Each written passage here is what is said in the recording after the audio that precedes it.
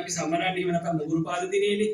දැන් අද ඔයගොල්ලෝ ගිහින් නිවුස් එක ගැහුවොත් එහෙම මේ ප්‍රෙග්නන්සි ටර්මිනේෂන් ගැන එහෙම වුණොත් එහෙම අද මුගුරු පාද දිනේ අපි වෙන කතාවක් කළා වෙනවා. මොකද අර මහාචාර්ය කපිල කිව්වා වගේ ඒ කියන්නේ අපි කියන්නේ අර ජීවත් කරන්න බැරි බබාලා ගැන මේ කතා කරේ.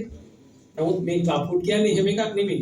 අපිට ආසන්න වශයෙන් 100%ක්ම අපිට කරෙක්ට් කරන්න පුළුවන්. කියන්නේ නිවැරදි කරන්න පුළුවන් තත්ත්වයක්. ඒ හින්දා දෙමාපිය විදිහට අර ඒ දෙක පටල ගන්න එපා. මම හිතන්නේ ප්‍රශ්නයකට ආපු උත්තරයක් විදිහට තමයි ඒක දුන්නේ. කලින් මේ මාධ්‍ය හමුකදී වෙච්ච අදහසක් එක්ක.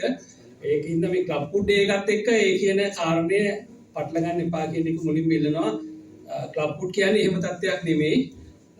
ඒක අපිට ඉපදිච්ච ගමන් හඳුනාගෙන දෙමාපියන්ගේ කමිට්මන්ට් එක කියන්නේ එයාගේ කැපවීමත් එක්ක සෞඛ්‍ය පද්ධති තුල නිවැරදි කරන්න පුළුවන් දෙයක්. ඉතින් අද අපි දැන් කොච්චර කතා කළත් මෙතන දැන් විශේෂඥ කතා ගොඩක් ඇහුවා තමුන්නාන්සලා. ඒ හැම කතාවකටම වඩා වටින්නේ මහ පොළොවේ යථාර්ථය. කියන්නේ ඇත්තටම තමන්ගේ දරුවෙකුට මෙහෙම දෙයක් වුණොත් මෙහෙම දරුවෙක් අපිට හම්බ වුණොත් අපේ පවුලේ කෙනෙකුට හම්බ වුණොත් ඒක අපිට කොහොමද දැනෙන්නේ?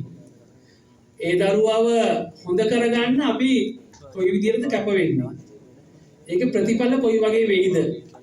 ඒක බාහිරින් ඉන්න පුද්ගලයෙක් කියනවට වඩා ඒක තමන්ම විඳපු කෙනෙක් රටට තමන්ගේ අත්දැකීම කිව්වොත් හොඳයි කියලා අපි හිතුවා. ඒ හින්දා මේ මගේ දුව ගැන යම් දෙයක් සඳහන් කරන්නයි. ඇත්තටම මම මුලින් ඉස්සෙල්ලාම ආචාර්ය කරන වෛද්‍ය මේ තුමාලන්ට මේ සම්බන්ධව මේ ඇත්ත වශයෙන්ම කියනවා නම් මම මේක දැන් මගේ දුවට අවුරුදු 11යි. මගේ නෝනාට බබා හම්බෙන්න අපි ස්කෑනින් එකක් කළා. එතකොට වෛද්‍යතුමෙක් කිව්වා මෙහෙම දුවක් ඉන්නේ මේ ප්‍රශ්නයකට තියෙන්නේ දුවගේ කකුලේ ආබාධයක් තියෙනවා. බය වෙන්න එපා අම්මේ තාත්තේ මේක අපිට හදන්න පුළුවන් කියලා දුව ඉපදුනාට පස්සේ රිජ්ජේ නම රෝහලට අපි ඉදිරිපත් කළා. ඊට පස්සේ මම එතෙන්ට ගියාට පස්සේ මට නොයෙකුත් දෙමව්පියෝ හම්බුණා මේ සම්බන්ධව. මම මේ හැම දෙමව්පියකින් පොඩ විස්තර ඇහුවා. ඇත්තට මම දුක් වෙලා හිටියක් මායි නෝනේ අද ඉන්න තැනයි එදා හිටපු තැනයි අතර වෙනස. ඊට පස්සේ ඒ දෙමව්පියන්ගෙන් මම උපදෙස් ගත්තා. මම එදා කියපු දිනේ සිට ඒ කියපු විදිහට සතියක් රිජ්ජේ නම රෝහලට ගියා. ගිහලා ඒ කියපු විදිහට ට්‍රීට්මන්ට් කළා. ශාස්ත්‍ර දැම්මා කරන්න ඕන ප්‍රතිකාර කළා. එහෙම කාලයක් ගියා අවුරුදු 4ක් විතර. ඊට පස්සේ ඇත්තටම ඊට පස්සේ සර්ජරි වගේකුත් කළා. කරලා ඒ දොස්තරවරු කියන විදිහටම අපි ඒ දේ කරා. මම එදා ඇත්තටම මම නෝනා ඉපදුන දවසේ දුව දිහා දැක්කලා සෑහෙන දුක් වුණා. දුක් වෙලා මේක මොකද කරන්නේ කාගෙන්ද අහන්නේ. ඒත් අපි ඒ සම්බන්ධව ඊට පස්සේ එදා ඉඳලා අද වෙනතුරු අපි ඒ ගැන ඒ කියන වෛද්‍යවරු කියන විදිහට දේ කරනවා.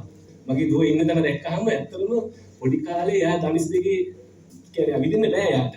ඉතින් අපි මේ දැන් ඒ තත්ත්වය හොඳයි. දැන් එයා දුවනවා, බයිසිකල් පදිනවා, සෙල්ලම් කරනවා, නැටුම් වලට ඉන්නවා. ඇත්තටම අපි හරි සතුටුයි ඒ ගැන. මම කියන්නේ මේකට දෙන්න ඕන පරිවිදිය මෙච්චරයි. දුවෙක් හම්බුනම, බුද්ධෙක් හම්බුනම මේ සම්බන්ධව දුක් වෙන්න එපා. කෙලින්ම මේ ළමා රෝහලට එන්න. ඇවිල්ලා මේ වෛද්‍යවරු හම්බෙන්න. ඇත්තට මේ දෙවිවරු වගේ අපිට දකින්න මම නම් දකින්නේ. ඇවිල්ලා ඒ වෛද්‍යවරුන් උපදෙස් ගන්න. එක එක නිකන් මරක් කල්පිත දේවල් වලට යන්න එපා. මටත් ඔය ගොඩක දේවල් කිව්වා කට්ටිය. අර යන්න මේවා කරන්න. ඒ වලට මායි මගේ විදිහේ අපි එක එල්ලේ හිටියා මේ සම්බන්ධව මේ දෙයටමයි යන්නේ කියලා. දැන් තවත් ඇත්තටම මගේ දුව ඉන්න තැන අර මම හරි සතුටුයි. මගෙත් එක්ක අහනවා අනිත් අය මේ පොඩි කාලේ නම් ආස්ට්‍රේලියාවේ ඉන්නවනේ. මෙයා පොඩි කාලේ ඉඳලා දන්න අය. දැන් දුවගේ කකුලේ ආබාධයක් පේන්නේ නැහැ නේ කියලා. ඇත්තටම නැහැ. අපිට ඊයකට හරි සතුටුයි. මට කියන්න ඕනේ ඉච්චරයි. හැම දෙමව්පියෙක් කිසි කෙනෙක් බය වෙන්න එපා.